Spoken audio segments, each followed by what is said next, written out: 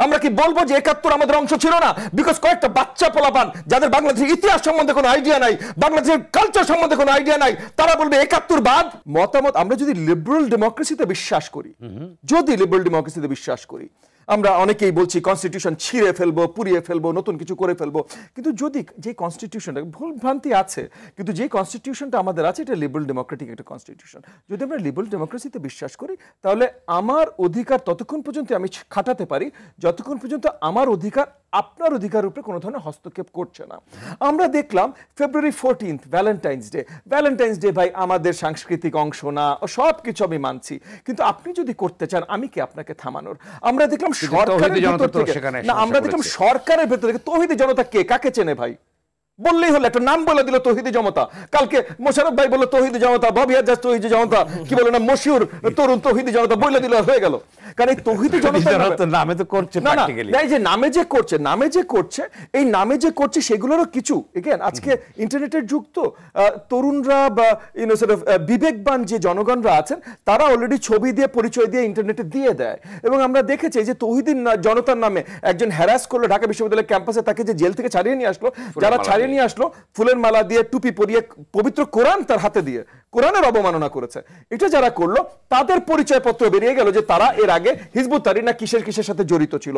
সেটা নিয়ে কি আলোচনা হলো, বাট যেটা আমি মেইন আসতে চাচ্ছিলাম যে ফেব্রুয়ারি 14 আপনি ভালো পছন্দ করেন, আমি পছন্দ করি না ভাই, ঠিক আছে, সেটা আমার পার্সোনাল বিষয়, কিন্তু আপনি আপনার সরকারের অংশ হয়ে উপদেষ্টা হয়ে যখন যদি বলেন যে এটা করতে পারবেন না, এটা করা নিষেধ, এটা করা মানা, বা জুলাইয়ের প্রতি আপনি অসম্মান দেখাচ্ছেন যদি আপনি এইটা করেন, তাহলে আপনি এই তৌহিদি জনতা যেটাই নাম বলেন না কেন, একটা নকল নাম দিয়ে আপনি একটা একটা এক্সট্রিমিস্ট, একটা টেররিস্ট টাইপের একটা আইডিওলজি আপনি বাস্তবায়ন করতে চেষ্টা করছেন, সেটাকে তো আপনি বাতাস দিয়ে দিচ্ছেন। ফুলের দোকান ভেঙেছে, ফুলের দোকান ভাঙছে 21শে ফেব্রুয়ারি, এই প্রথম বাংলাদেশের ইতিহাসে 21শে ফেব্রুয়ারিতে কোনো নিউজ পেপারে অ্যাড যায়নি। 31শে ফেব্রুয়ারির এই প্রথম বাংলাদেশের ইতিহাসে কোনো বড় বড় কর্পোরেশন টিভিতে অ্যাড দেয়নি 21শে ফেব্রুয়ারির। আমরা কি ভুলে গেছি ভাষা আন্দোলন? আমরা কি ভুলে যাব 26শে মার্চ?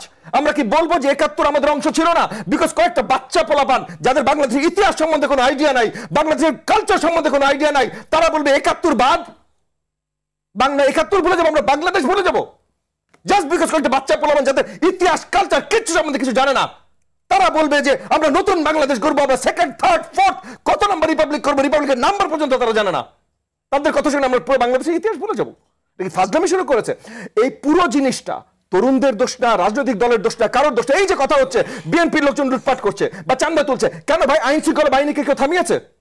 বিএনপি আমার দল না ভাই, বাট বিএনপির জায়গা থেকে তো বিএনপি একটার পর একটা বহিষ্কার করছে যাদেরকে ধরা পড়ছে। কিন্তু আইন শৃঙ্খলা বাহিনী বাদ দেন, মিডিয়া যদি নতুন সরকারের সাপোর্টে যে এই যে দলটা আসছে, এই সরকারি সাপোর্টে যে দলটা আসছে, এদের নামে রিপোর্ট পর্যন্ত করতে ভয় পায়। আপনি বলেন আপনি মিডিয়া চালান, আমি আপনাকে এখানে স্পটে ফেলতে চাই না, বাট আপনি বলেন আপনার চ্যানেল কয়বার রিপোর্ট করেছে? এই যে আপনার শোতে বসে বা যে কোনো শোতে বসে বড় দেখে বলছে এখানে বিএনপির লোকজন করছে ভাই, আমি না করছি না, কিন্তু তারা বহিষ্কারও করছে, সেখানে তাদেরকে আমি সাধুবাদ জানাই। যদি তারা বহিষ্কার না করতো আমি তাদেরকেও শক্তভাবে নিন্দা করতাম। কিন্তু অন্য পার্টি যে করছে তাদেরকে ধরেন, তাদের কথাও বলে, তারা তো নতুন এসছে ভাই মাঠে, নতুন এসে অলরেডি চান্দা শুরু হয়ে গেছে, তাহলে তাদের সম্বন্ধে কি ব্যবস্থা আপনি নেবেন? তারা এই যে বিশাল করে একটা আয়োজন করছে, এই আয়োজনে ফান্ডিং করতে আসছে, তারা এইটা পর্যন্ত বলেছে যে তাদের ফান্ডিং করতে আসছে, তারা বলতে পারছে না কারণ এখানে সিক্রেসি আছে। কেন ভাই? এতদিন তো আমরা এগুলো নিয়েই কথা বলছিলাম, যে সিক্রেসি কেন আছে? আমি বিএনপির কাছে জানতে চাই তাদের ফান্ডিং করতে আসে, আমি জামাতের কাছে জানতে চাই তাদের ফান্ডিং করতে আসে, কারণ প্রত্যেকটা টাকা ফান্ডিং তুলতে রাশেদ জানে, আমি জানি আমাদের কি অবস্থা, মানে মাথার ঘাম কোথায় পায়ে ছুটে।